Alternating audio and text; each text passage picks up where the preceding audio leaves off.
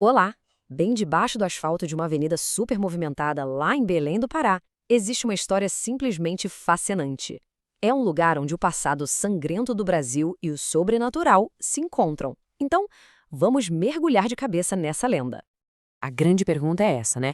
O que, afinal, assombra uma das avenidas mais conhecidas de Belém? Pois é, a resposta para isso nos leva direto a uma das lendas urbanas mais famosas de toda a Amazônia. Pensa só, bairro do Reduto, um lugar cheio de trânsito, de modernidade, e bem ali, no meio de tudo isso, corre a história de que o lugar é mal assombrado.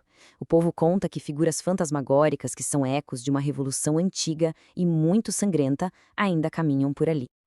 Ok, vamos entender isso melhor. A gente está falando do antigo Igarapé das Almas, um nome que, convenhamos, por si só já dá um arrepio, né?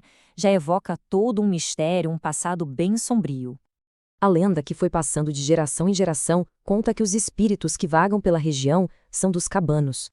Seriam os fantasmas dos combatentes da Revolução da Cabanagem, que estariam procurando eternamente pelas armas que eles esconderam no leito do Igarapé, isso há quase 200 anos. Agora, a parte que fica realmente interessante é que o próprio nome do lugar é um enigma. Existem duas versões que, no fim, se conectam à mesmíssima história trágica. Essa dualidade está no próprio nome. De um lado, Igarapé das Almas, que é a versão mais popular, falando diretamente dos espíritos dos combatentes. Do outro, Igarapé das Armas, com R, que já aponta para um fato histórico, os revolucionários escondendo o armamento deles ali. Duas versões de um nome, e as duas nasceram da mesma tragédia. E para entender a lenda a fundo não tem jeito, a gente precisa entender a história por trás dela. Então vamos fazer uma viagem no tempo, lá para a Revolta da Cabanagem. Olha, a cabanagem não foi um evento qualquer, não. Foi uma das maiores e mais violentas revoltas populares da história do Brasil, que aconteceu na antiga província do Grão-Pará. A população mais pobre se levantou contra a elite política e o resultado foi um conflito, nossa, brutal. Olhando aqui na linha do tempo, a revolta explodiu em 1835. Foram 5 anos de um conflito super intenso, até que ela foi esmagada pelo Império lá em 1840. E exatamente nesse ponto que a história e a lenda se cruzam. Os sobreviventes, perseguidos, esconderam suas armas no Igarapé. E foi daí que nasceu a história que a gente conhece hoje. Certo, agora vamos avançar no tempo para ver como esse cenário todo mudou. Porque o tal local das assombrações não é mais um riacho com lama. Hoje é o coração de uma metrópole. Antigamente, o Igarapé das Almas era um curso de água doce natural.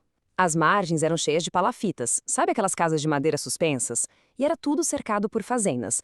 Um cenário bem mais rural e um lugar que, mesmo naquela época, já era ligado a histórias fantásticas e bem assustadoras. Hoje, a paisagem é completamente outra.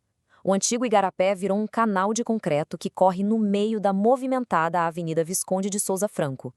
A história está, literalmente, soterrada sob o asfalto. Mas o mais incrível é que, mesmo com toda essa transformação da cidade, a lenda não desapareceu, pelo contrário. Ela acabou se entrelaçando com outras histórias, criando uma verdadeira teia de folclore que ajuda a definir a identidade cultural de Belém. Uma dessas outras histórias é a da Porca do Reduto. É uma lenda que fala de uma porca gigante e furiosa que aterroriza o bairro durante a noite. E aqui está a conexão que é sensacional.